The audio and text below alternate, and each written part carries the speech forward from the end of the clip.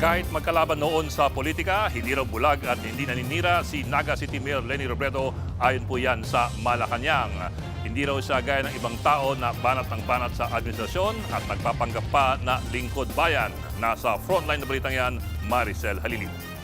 Ang dating nakatunggali ni Pangulong Ferdinand R. Marcos Jr. sa kampanyahan noong 2022 na si Mayor Leni Robredo ay bukas ang mga mata at puso sa mga magagandang programa ng gobyerno. Yan ang pahabol ni Palace Press Officer Claire Castro bago matapos ang Malacanang press briefing kahapon. Pinuri ng palasyo ang dating vice-presidente at dating kalaban ni Pangulong Bongbong Marcos sa pagkapresidente noong 2022 elections na si Naga City Mayor Leni Robredo. Sa kabila kasi niyan, trabaho raw ang inaatupag nito at hindi inuuna ang politika. Hindi niya tinatago ang katotohanan sa mga Pilipino ang agresibong pagpapatupad ng pangakong pabahay para sa mga benepisyaryo.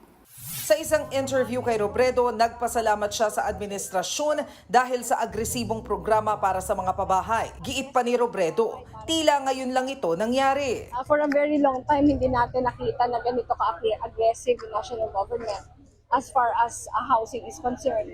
In fact, nung nakaupo ako sa HUD-C, yung problema namin halos walang budget for housing. Pero ngayon, nakikita natin na yung budget for housing na ma-maximize talaga. Ang totoong lingkod bayan ay hindi bulag sa mga ginagawang trabaho at programa ng gobyerno. Hindi naninira para sa pansariling pag-angat at hindi ginagawang katatawanan ang kalusugan, buhay o kamatayan ng isang tao. Matatandaang si Robredo ang chairperson ng Housing and Urban Development Coordinating Council sa panahon ni dating Pangulong Rodrigo Duterte. Kung si Mayor Leni pinasalamatan at pinuri ng Malacanang, meron namang pinatutsadahan. Walang hatakan pababa o siraan, kundi puspusang trabaho lang para sa bayan.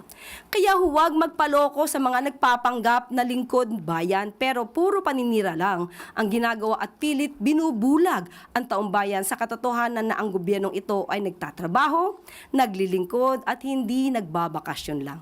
Natanong din ng palasyo tungkol sa ibinidang accomplishment report ni Vice President Sara Duterte.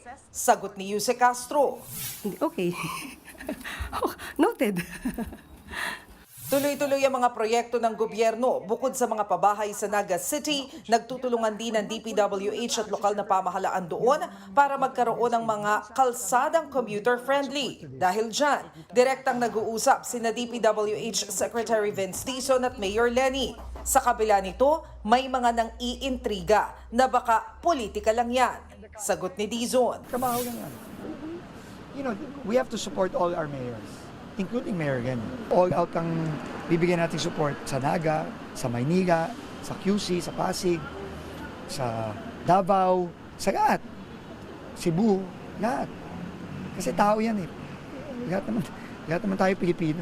Nauna namang sinabi ni Robredo na hindi siya tatakbo sa anumang national position sa 2028 elections. Pero kahit ganyan na ang sinabi ng alkalde, ang Liberal Party naghahanda pa rin daw na para bang tatakbo ulit sa pagkapangulo si Robredo. Nagbabalita mula sa Frontline, Maricel Halili, News 5. Mga kapatid, Julius Babaw po. Para sa komprehensibo at makabuluhang balitaan at talakayan, mag-follow at mag-subscribe na sa social media pages ng News 5.